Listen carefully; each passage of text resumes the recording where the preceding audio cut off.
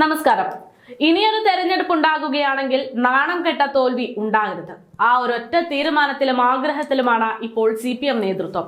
അതുകൊണ്ട് തന്നെ കമ്മ്യൂണിസത്തിന്റെ ആശയങ്ങളും നിലപാടുകളും ഒക്കെ പെട്ടിയിൽ വെച്ച് പൂട്ടുകയാണ് ഈ സഖാക്കന്മാർ. ജനങ്ങളെ തൃപ്തിപ്പെടുത്താൻ നിലപാടില്ലായ്മയിലേക്ക് എത്തുന്നു ഈ കൂട്ടം.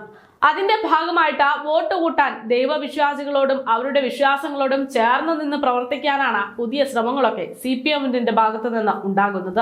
പാർട്ടി അതിന്റെ പ്രഖ്യാപിത കമ്മ്യൂണിസ്റ്റ് നിലപാടിൽ നിന്ന് വലിയൊരു മാറ്റം തന്നെ വരുത്താൻ പോകുന്നു എന്നതാണ് സൂചനകൾ. കേരളത്തിലെ ലക്ഷക്കണക്കിന് അംഗങ്ങളുടെ പിന്തുണ ഉറപ്പാക്കാനാണ് ഇത്തരത്തിൽ സ്വന്തം നിലപാട് പോലും സഖാക്കന്മാർ മറക്കുന്നത്. വിശ്വാസികളെ, പ്രത്യേകിച്ച് ഹിന്ദു സമൂഹത്തിൽ നിന്നുള്ളവരെ തങ്ങളുടെ പക്ഷത്തേക്ക് സ്വാഗതം ചെയ്തുകൊണ്ട് എല്ലാവരെയും ഉൾക്കൊള്ളുന്ന സമീപനം സ്വീകരിക്കാനുള്ള തയ്യാറെടുപ്പിലാണ് പാർട്ടി നേതൃത്വം എന്നതാണ് വിലയിരുത്തൽ. ഞായറാഴ്ച ആരംഭിച്ച ദ്വിദിന പാർട്ടി സംസ്ഥാന കമ്മിറ്റി സംഘടനാ രാഷ്ട്രീയ ഗതി തിരുത്തലിന്റെ ഭാഗമായി ഇക്കാര്യങ്ങൾ വിശദമായി ചർച്ച ചെയ്യും. ഒറ്റവാക്കിൽ പറഞ്ഞാൽ ഇനി CPMകാർക്ക് വിശ്വാസം കുറച്ചധികമായിരിക്കുമെന്നും വിശ്വാസത്തെയും വിശ്വാസികളെയും കുറിച്ചുള്ള തങ്ങളുടെ പ്രഖ്യാപിത നിലപാടുകളെ കുറിച്ച് ആത്മപരിശോധന നടത്താൻ CPM പാർട്ടികൾ തീരുമാനിച്ചത് നമുക്ക് കുറച്ച് ദിവസങ്ങൾ മുമ്പുള്ള നേതാക്കന്മാരുടെ പ്രതികരണത്തിൽ നിന്നൊക്കെ വ്യക്തമായിട്ടുണ്ട്.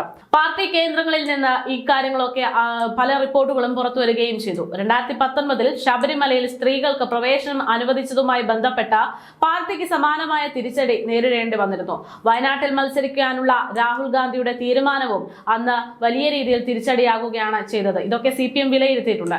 എന്തായാലും മുൻ ധനമന്ത്രി തോമസ് ഐസക്കും CPM സംസ്ഥാന സെക്രട്ടറി MV ഗോവിന്ദനും ഒക്കെ പറഞ്ഞതുപോലെ തന്നെ ഇനി മുതൽ ആരാധനാലയങ്ങളുമായി കൂടുതൽ ബന്ധപ്പെട്ട് പ്രവർത്തിക്കാൻ സഖാക്കന്മാർ ഒരുങ്ങിക്കഴിഞ്ഞിരിക്കുന്നു എന്ന് വേണം മനസ്സിലാക്കാൻ. തമാശ എന്തെന്നാൽ ഒരു കാലത്ത് ഇതേ വിഷയത്തിൽ BJPയെ വളരെയധികം മോശമായി ചിത്രീകരിച്ചിരുന്ന ആ പാർട്ടിയാണ്, ആ കൂട്ടരാണ് ഇപ്പോൾ ഈ ഒരു വഴിയിലൂടെ പോകുന്നത് എന്നുള്ളതാണ്.